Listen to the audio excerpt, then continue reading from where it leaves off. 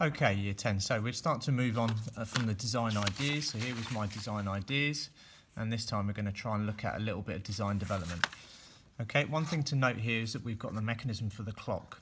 So important feature here is you've obviously got the battery on the back for the adjustment. This is a spindle at the front. We've only got a depth of about a maximum of 8mm here. Okay, so you want to keep your, whatever it's going through, you want to keep it relatively slim. So a piece of wood needs to be relatively slim. Piece of Perspex acrylic is slim anyway. Then your handles, your hands of the clock will go on here, and then the second hand goes at the top there. Okay, so let's just do a bit of design development. So this time I'm going to take this idea here, which I really liked, but I'm going to actually make it into a design development this time. So again, my drawing might be a little bit different because I've already worked out that maybe the big thickness of the wood is not going to work. So this is what my design development is going to look like this time. It's going to be slightly different to what I've already drawn because I'm thinking about the materials now and the sizes. Okay, and this time the piece that's going to be standing up is going to be a simple piece of Perspex,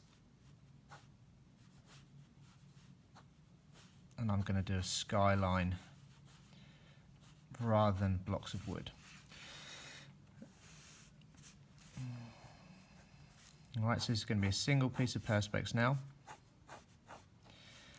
and I'm going to sit that into the wood so it doesn't maneuver around. Give my Perspex some thickness.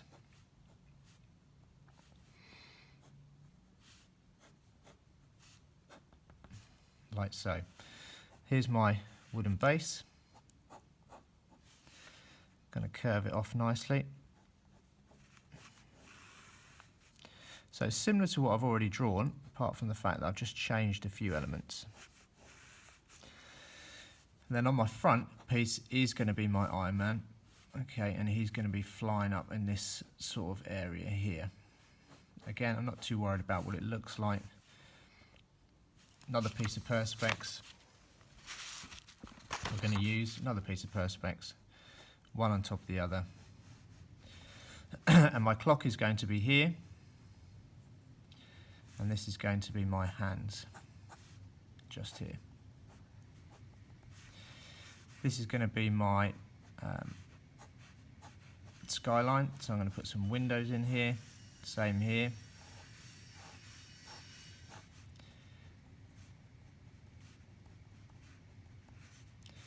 So the guy is like flying on a rocket or flying wherever, and that's going to be my buildings. So we can now start to pull off some detail. This is going to be the mechanism here. So at the moment I can see I've just got a single piece of Perspex, okay, with my clock mechanism through the back, with my spindle going through, and then my hands attached to the front of that. I can add some annotation. This part here, okay, I can draw a little side view of what that's going to look like. Again, this time I'm going to set this down, and I can see that my Perspex is going to be into there, what we call a rebate. That's going to go into that. Again, I need to write some annotation. I can look at my man here, and the difference here, of course, is that I'm going to need two rebates. So I'm going to need this one here for the back part, and then this one here for my Iron Man. And I probably want a gap. I want a gap in between the two, so one stands in front of the other. How am I going to make this? Well, I can use a CNC machine. Okay, I can use the internet and just a picture. I might do it clear. I might have it clear with a picture behind. All right, that's really entirely up to you. How's this going to be made here? So grey Perspex or acrylic. My windows are going to be yellow vinyl, so sticky back vinyl that I'm going to stick over the top. Easy access to the clock at the back there, and then obviously my base here, again codes annotation base is going to be some pine. I'm going to varnish it. And I can put in some basic dimensions. So I might say this base here is going to be 300 long and it's going to be 200 millimeters wide. And that would be classed as some kind of design development. So you can see what we've done here. Here's my initial design.